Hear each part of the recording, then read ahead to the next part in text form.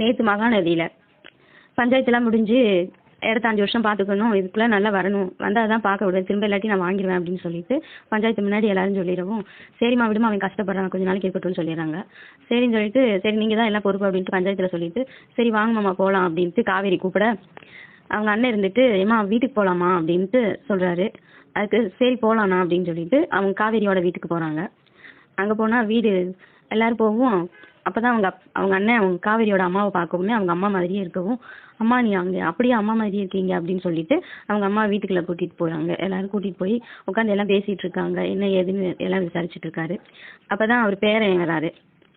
அப்போ பிள்ளைகள்லாம் இல்லைங்களாப்பா அப்படின்ட்டு தாத்தா கேட்கவுமேவும் மகனும் மருமகளும் தவறிட்டாங்க, இப்போ என் பேரன் கூட தான் இருக்கேன் அப்படின்னு சொல்லவும் அப்படியா அப்படின்னு சொல்லிட்டு அப்போ தான் அவங்க பேரனுக்கு சொல்லி விடவும் பேரன் வராங்க.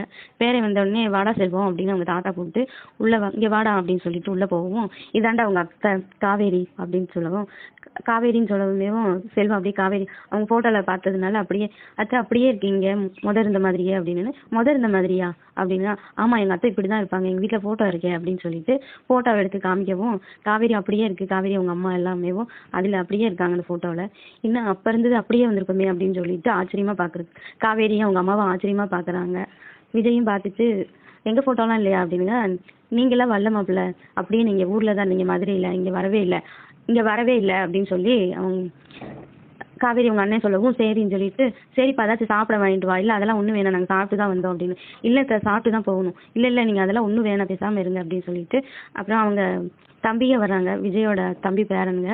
அவங்க வந்து வாங்க நம்ம வீட்டுக்கும் போகலாம் அப்படின்னு சொல்லி கூப்பிட நம்ம வீட்டுக்குமா என்ன காவேரி போகலாமா வேணாமா அப்படின்னு கேட்க போய் பார்க்கலாங்க ஆனால் எதுவுமே சாப்பிடக்கூடாதுங்க அப்படின்னு சொல்லுது. சரிம்மா அப்படின்னு சொல்லிட்டு சரி நாங்கள் அப்படியே கிளம்புறோம், இன்னொரு தடவை வரோம் அப்படின்னு சொல்லவும் சரின்னு சொல்லிட்டு வீடெல்லாம் சுற்றி பார்த்துட்டு எல்லாமே கிளம்புறாங்க. கிளம்பி அவங்க வீட்டுக்கு போகிறப்ப அங்கே பெரிய பங்களா மாதிரி இருக்குது வீடேவும்.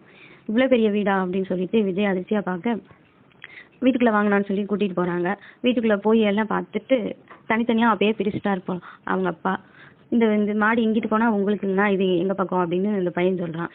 என்ன அப்படி பிரிச்சாச்சா அப்படின்னு. அதெல்லாம் எப்பயோ தாத்தா அவங்க பிரித்து பத்திரம் 2 பேர்லேயும் ஒன்றாவும் பத்திரம் மட்டும் ஒன்று, ஆனால் வீடு நீங்கள் அந்த பக்கம் போகலாம், இங்கிட்ட இருந்து எங்கள் வீடுங்கண்ணா அப்படின்னு சொல்லிட்டு காமிக்க எல்லாம் போய் உள்ள எல்லாம் ரூமெல்லாம் பார்த்துட்டு அப்படி அப்படியே இருக்குது வச்சு சாமான்ட்டெல்லாமும் இது இவ்வளோ நீட்டாக இருக்குது, ஆள் பிளங்குறாங்களா அப்படின்ட்டு விஜய் கேட்க அதெல்லாம் யாருமே பிளங்குறது இல்லைண்ணா, அது என்னன்னே தெரியல, அந்த வீடு உங்கள் லைன் மட்டும் அவ்வளோ சுத்தமாக நீட்டாக இருக்கும் அப்படின்னு. யாருமே வரலைன்னா எப்படி இப்படி இருக்கும் அப்படின்னு சொல்லிட்டு சரி மேலே மாடிக்கு போகலான்னு சொல்லிட்டு போகிறாங்க.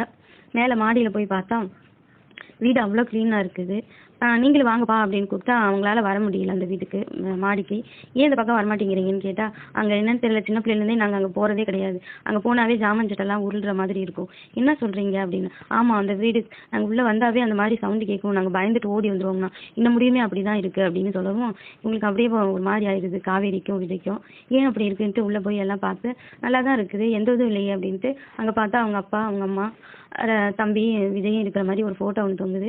அந்த ஃபோட்டோவை பார்த்தா அப்படியே விஜய் எங்கேனே இருக்குது. இங்கே பாரு காவேரி அப்படின்னு சொல்கிறான். விஜய் கூப்பிடவும் என்னதுங்க அப்படின்னு இங்கே பாரு அப்படின்னு. ஆமாங்க மாமா நீங்கள் எல்லாம் ஒன்றா எடுத்த ஃபோட்டோ அப்படின்னு. இதுதான் என் அப்பதிக்குள்ள அப்பாவா அப்படின்ட்டு கேட்க அப்படி அதுதாங்க அதான் 4 பேர் இருக்கீங்கல்ல அப்படின்னு சொல்லவும் சரின்னு சொல்லிட்டு எல்லாம் பார்த்துட்டு சந்திரனும் பார்க்குறாரு. சந்திரன் அவங்க சோமு தாத்தா எல்லாமே பார்த்துட்டு என்னடா அப்படியே இருக்குடா நீ அப்படின்னு சொல்லி தாத்தாவும் சொல்கிறாரு. அதுதான் தாத்தா இங்கே பாருங்களேன் எத்தனை வருஷம் ஆகும், அதுதான் சொல்லலாம் 60 வருஷத்துக்கு மேலே இருக்கும்ல அப்படின்னு சொல்லவும் ஆமாம் இந்த மாதிரி ட்ரெஸ் போட்டு சின்ன பையனாக இருக்கு ஆனால் இப்படியே ட்ரெஸ் போட்டிருக்காங்கடா அப்படின்னு. அதான்டா அவனுக்கு காவேரியே வந்து பிறந்த உடனே கல்யாணம் பண்ணியிருக்கா அப்படின்னு சொல்லிட்டு தாத்தா சொல்லவும் ஆமாம் தாத்தா இப்போ தான் எனக்கே புரியுது அப்படின்ட்டு விஜயும் சந்தோஷப்பட்டுட்டு எல்லாம் சுற்றி பார்த்துட்டு வீடெல்லாமும் அலமாரி எல்லாம் ஒரு மாதிரி இருக்குது, இது என்னது ஒரு மாதிரி இருக்குது இந்த பாக்ஸ் அப்படின்னு சொல்லிட்டு போய் திறக்கிறாங்க. அந்த பெட்டியை திறந்தா அந்த பெட்டிக்குள்ளே பத்திரம் பேப்பர்ஸ் எல்லாம் என்னென்னமோ இருக்குது. எல்லாத்தையும் வெளியே எடுத்து விஜய் பார்க்கும்போது அதில் ஃபுல்லுமே வேலை ஆகிடும்னு சொல்லிட்டு பத்திரம் 2-3 பத்திரங்க பணம் அது இன்னும் அதுக்குள்ளே பெட்டிக்குள்ளே வச்சுருக்காங்க. அதில் ஒரு லெட்டரும் இருக்குது. அந்த லெட்டரை எடுத்து பார்த்தா வேலாயுதம் நீ என்னைக்கு இங்கே நம்ம வீட்டுக்கு வரையோ அன்றைக்கி நீ இந்த லெட்டரை எடுத்து படி அப்படின்னு சொல்லி அந்த லெட்டரில் எடுத்து படிச்சுட்டு இருக்கும்போது இந்த மாதிரி உனக்கு கொடூரமாக பண்ணிட்டான் உன் தம்பி, உன்னையும் காவேரியும் அவன் கொண்டுட்டான், அடுத்த ஜென்மன்னு ஒன்று இருந்து நம்ம வீட்டுக்கு வந்தேன்னா இந்த லெட்டர் படிச்சுட்டு இது பூராமே உனக்கு சேர்ந்தது ஒன்றை சேர்ந்தது, நீ யாருக்கு எதுவும் ஒரு பைசா கூட கொடுக்கக்கூடாது, அதுதான் நீ இறக்கப்பட்டு யாரையும் எதையும் செய்யவும் கூடாது அப்படின்னு சொல்லி அதில் எழுதிக்கிறது இப்படிக்கு அப்பான்னு சொல்லி போட்டு வச்சுருக்காங்க.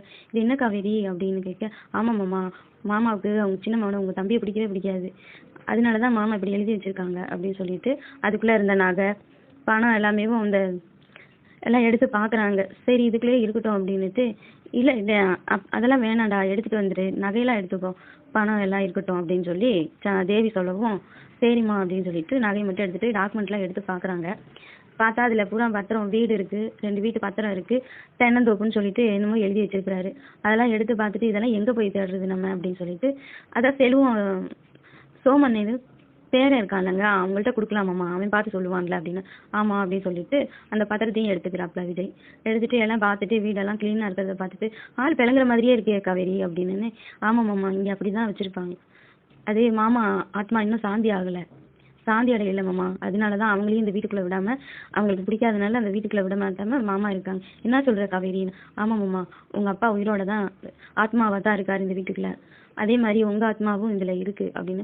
என்ன சொல்ற அப்படின்னு. ஆமாங்க அப்படிதான் இருக்கு இங்க அப்படின்னு சொல்லிட்டு சரி கிளம்பலாம் அப்படின்னு சொல்லிட்டு வீடெல்லாம் பூட்டிட்டு கிளம்புறாங்க. இதுக்கப்புறம் நாளைக்கு பார்க்கலாம்.